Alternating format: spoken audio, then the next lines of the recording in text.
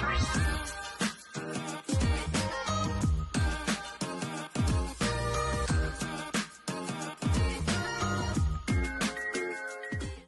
guys! For today's video, ayan, naisipan nga namin mag-swimming dahil napakainit ng panahon. So, nakikita niyo naman, grabe ang naligo ngayon dahil nga grabe ang init. Kaya talagang mapapaswimming ka talaga. Dahil malapit nga lang guys ang swimming pool dito sa amin, kaya naisipan namin na mag-swimming na lang muna kami. Okay, so makikita nyo, ang daming mga bata din. So, ayan, pupunta ako doon sa kabilang pool dahil meron lang akong titingnan saglit. Diba? So, maaga pa lang guys, ang dami na talagang naliligo. Ang ganda kasi, ang gagaling nila mag-swimming. Ako, hindi ako magaling mag-swimming. Diba? Nakikita nyo yung tubig. Napaka-refreshing talaga. Kaya guys, kung kayo ay hindi pa kayo nagsaswimming, ano pong inaantay nyo? Mag-swimming na kayo dahil eto na yung time para makapag-swimming at talagang malalasap mo ang summer. Di ba? Ayan si Inday, todo pa cute. Ang gagaling din lang mag-swimming. Naiingit ako, hindi ako marunong mag-swimming.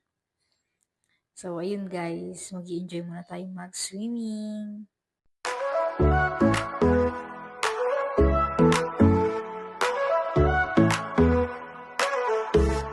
Sun is shining, sky so blue. Oh yeah. Pack your bags, let's break through. Friends are laughing, music high. Spring break vibes, we're flying by.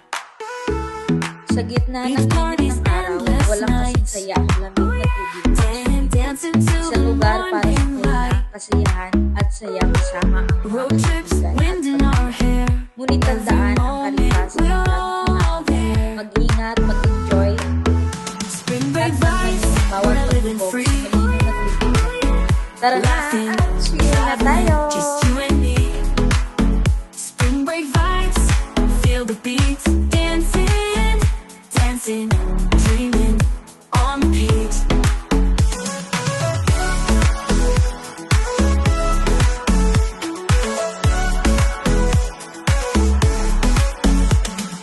Sunsets paint the sky so bright. Oh yeah, making memories, feeling right. Bonfires, moon above. Spring break vibes, it's all love. Waves crashing.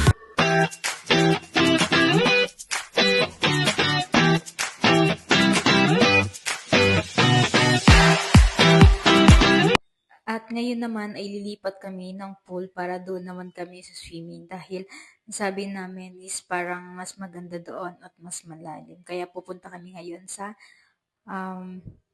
pangalawang pool. Ayan. So, dito guys, may mga cottage din to kaya pwede din magdala ng mga pagkain.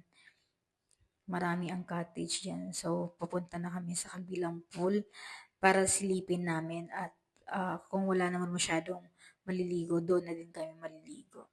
Kasi mas maganda yung ambience doon, mas malalim at nandoon yung pang kids na pool. Ayan, so papunta na kami. So bali nga guys, meron pala dito mga rules and regulations. Dito na nga kami sa kabilang pool. Ayan. So far, madami din ang naliligo dito. Mas malawak kasi dito guys at meron mga pang kids na pool. Ayan. So makikita nyo talagang ang sarap talaga ng feeling kapag napepreskuhan tayo, diba? Grabe, enjoy na enjoy kami. At talagang sulit na sulit yung araw ng pagliligo namin. So yun lang guys. Goodbye!